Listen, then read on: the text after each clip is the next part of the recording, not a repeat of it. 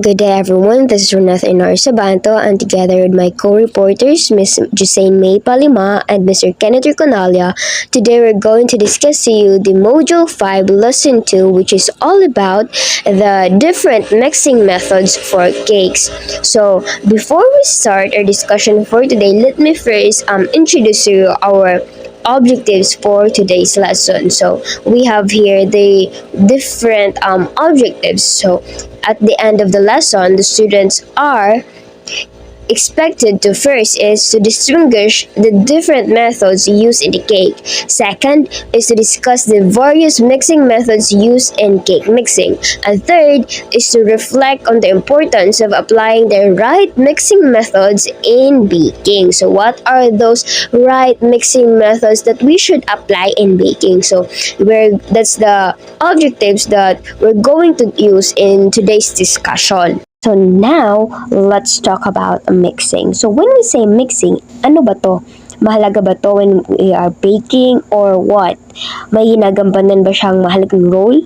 So when we say mixing, it is a general term that includes stirring, beating, blending, binding, creaming, whipping, and folding. So when we say mixing, hindi lang siya like mixing na beating lang. So when we say mixing, marami siyang forms, marami siyang methods pala, hindi lang beating. So in mixing, two or more ingredients are evenly dispersed in one another until they become a one product. So each mixing methods gives a different texture and characteristics to baked goods. The implements used such as blades, whisk, and spoons. Now, from what it says here, masasabi talaga natin na when we say mixing, it plays a crucial part in baking. Why? Because according here, mixing method gives a different texture and character to the baked goods. So, nakadepende sa pag-mix mo or sa mixing method na ginamit mo, yung output mo. Sa pag-mix kasi, hindi lang mix ng mix lang na parang nagkakaisa lang yung mga ingredients na ginagamit mo. When mixing, then you also need to bear in mind kung kaano kalapot yung minimix mo, or kung ang minimix mo ba is yung mga creamy ba, or yung ano ba ang product na gusto mong ma-achieve. So, nakadepende yan sa mixing method na gagamitin mo. So, dapat in baking, crucial part talaga yung mixing. So, dapat bear in mind na huwag basta-basta mix ng mix lang. Tsaka, may mga methods din na ginagamit depende sa output na gusto mo. For example, we have here the stirring, beating, blending, binding, creaming, whipping, and folding. So, these are some different types of mixing methods that you are going or you can apply in baking. So we have here the 6 most common mixing methods, no? So when we say baking a cake, it is not a daunting task, but the method you apply can show your baking skills. The selection of ingredients and the quantity and the process of mixing the butter will make you a great baker. So talaga no, napaka-importante talaga yung marunong ka, alam mo yung quantity na ilalagay mo sa butter mo. So once you get proficiency in selecting the right method of cake mixing, you will be the king and queen of delicious baking cakes. Not a single man can taste your cake without praising your talent. So, this blog comes to you with a few cake mixing methods to make you a demanding baker. So, follow these cake baking tips and bake something really tasty in your kitchen. So, now let's proceed to the 6 most common mixing methods in baking. The first mixing method that we have here is the creaming method. So what is creaming method? So when we say creaming method, it is an ideal method to get a soft, textured cake at home so easily. So the cake baked with this method will be easy to slice and stack in layers. It is one of the most common method for mixing cake batter.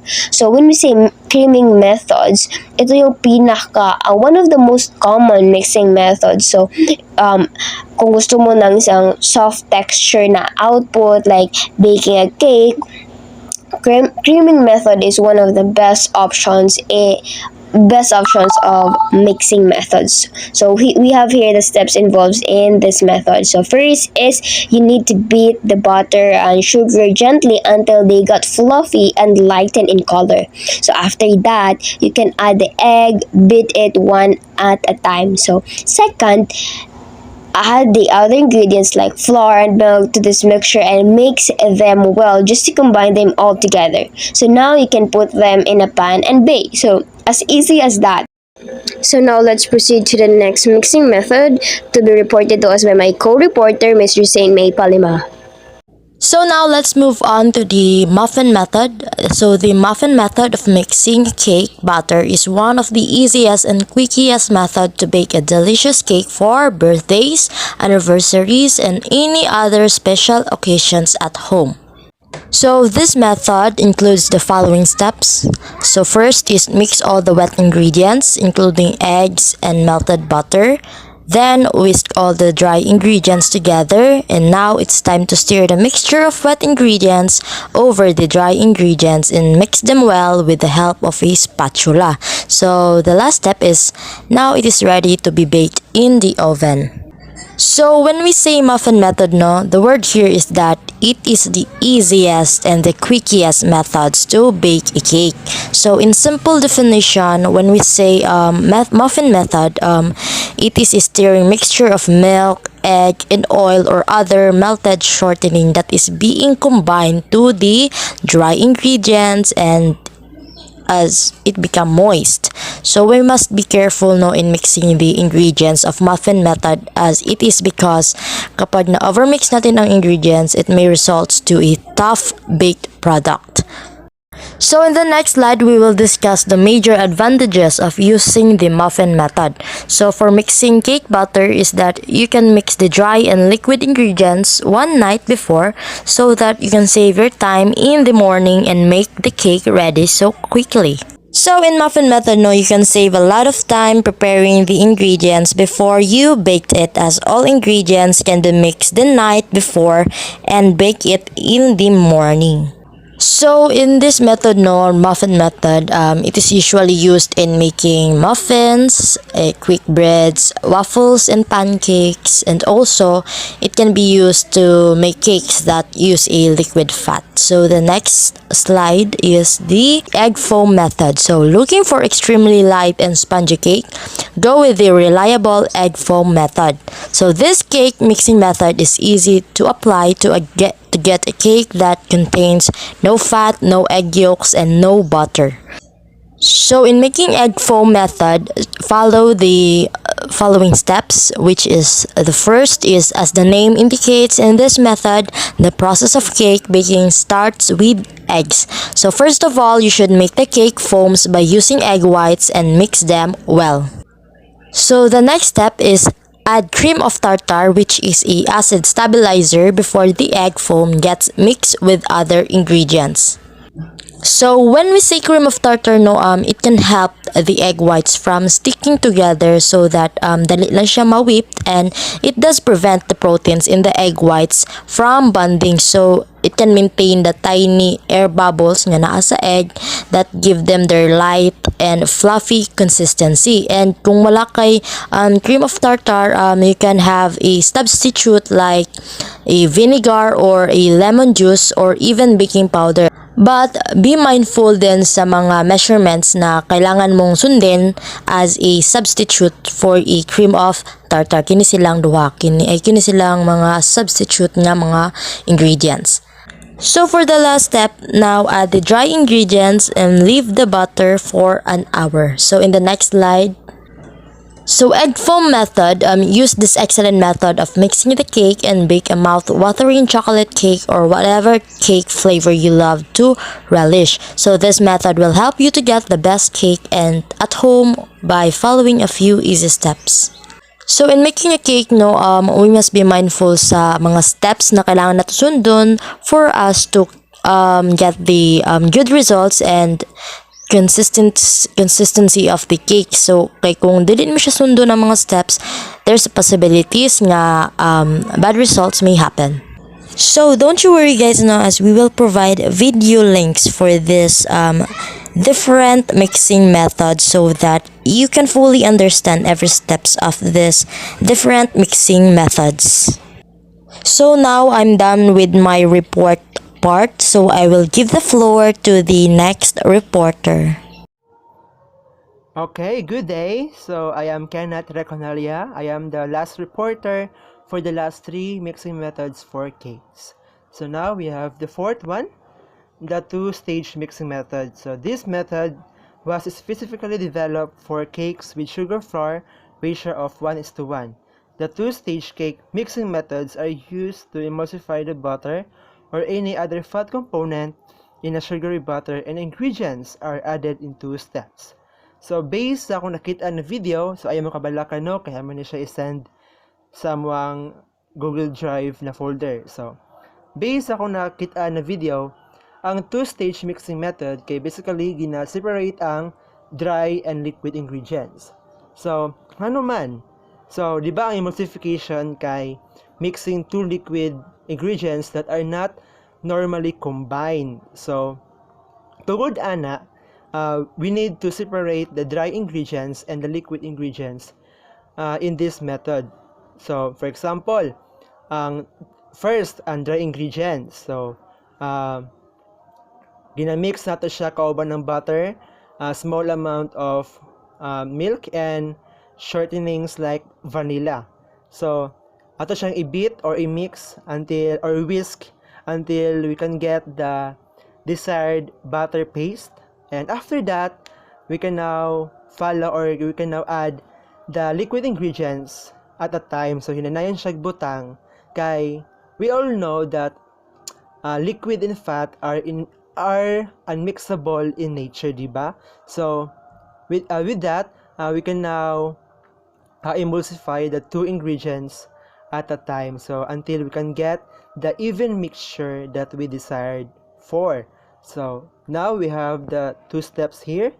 First, all the dry ingredients are added and coated with the fat component, only to be whisked into dense structure. So same sa giyon ganiha. Second, a liquid base such as dairy or oil or egg is added to this structured mixture and then stirred to create an even mixture. So, same lang gyapon siya sa giyon ganiha, gina-separate ang dry and liquid, unahon ang dry ingredients, then to be followed ang liquid ingredients, then i-mix at a time ang liquid ingredients. So I think nakasabot mo ana. So let's move forward to the fifth one, the biscuit method. So among the other very popular methods of mixing cake batter, the biscuit method is thoroughness. So meaning carefully handled, detailed, something like that. So it is a process of blending the fat component like butter into the flour in a way that it becomes flaky. So this method is used to prepare the crust of pies, croissants, scones, and etc. So based gihapon sa nakita na video, tungod ay the reason why we get or where we got a flaky dough kay tungod sa mga cold na ingredients. So, in biscuit methods, we should need a cold or hard, sama na siya, cold or hard ingredients like pea-sized cuts of hard butter, tapos isagol siya sa flour, then we mix that through with the use of dough cutter, then ato siya kinikuan, i-mix, tapos inid, then budburan gamay og kanang kuan, flour hantod we can get the flaky or muraga buak-buak na kuan na dough. So mo to siya. So next steps diriya. First, the cold fat component or butter is broken down into the small pea-sized bits. After that, the small bits of butter are added to a liquid-based milk. Then last, this mix is then gently folded. The combination process continues until the mixture is completely even. So, sa video, siya gibutang na milk, no? So, ano lang siya, ay walay gimix na milk pinakauna. But, giuna ang butter og flour, then next ang milk. And then, ato siyang inid, kamuton na to siya, kamuton, i-fold. And after that, ipa gawa sa bowl, then ibutang sa katong flat na area. Then pagkahuman na, ato i-try ang or ato ang i-follow ang combination process. Budburan gamay mga harina, then inid na pod, kamuton na pod, hantod we can get the completely even flaky or breaky na dough. So mato siya. Next is dead easy PMAT method. So this mixing method is in baking is perfect for those who do not like to follow any rules. So the dead easy PMAT method is an all-in-one mix. So in this method, all the dry ingredients or liquid ingredients are poured inside the mixing bowl and mixed thoroughly. So this method, of course, is unable to produce supremely high quality bakes and is used for mature home bakers. So kaning dead easy PMAT method, kay ano na siya, kanang sabayon tanan ang mga ingredients, then i-mix siya and wala, ato na siya i-bake na dayon. So wala gina-follow na rules or any techniques or steps, right amount of ingredients, bana-bana lang, ana lang good. So perfect na siya sa mga nasa balay, kanang hilig magluto-luto, tapos kanang naigusto na dili i-follow, ana good. So mao to siya. So it is perfect for amateur home bakers na nasa balay na dili gusto ay kanang say tamad o say kanang gadali-dali para ma-achieve to nilang ilang gina-crave na gusto na kauno na cake. So mao to siya. So cake mixing method. With this detailed mixing creaming methods for baking cakes, you can too whip up in the decadent dessert in no time. So unsa man ni siya? So pag kita follow og detailed steps in creaming methods, we can whip up a decadent dessert in no time. Pwede tayo makaproduce og cakes na perfect sa tanan, pwede siya mabaligya, pwede siya ma-commercialize, pwede siya ma-trade, ana good. So pwede ba tayo maka-design o perfect na mga design, of course, sa mga cakes na perfect na to gluto. So mo to siya. I think nakasabot mo o I hope na namin na learn something sa akong report o sa akong kauban na reporters. So thank you for listening. Goodbye.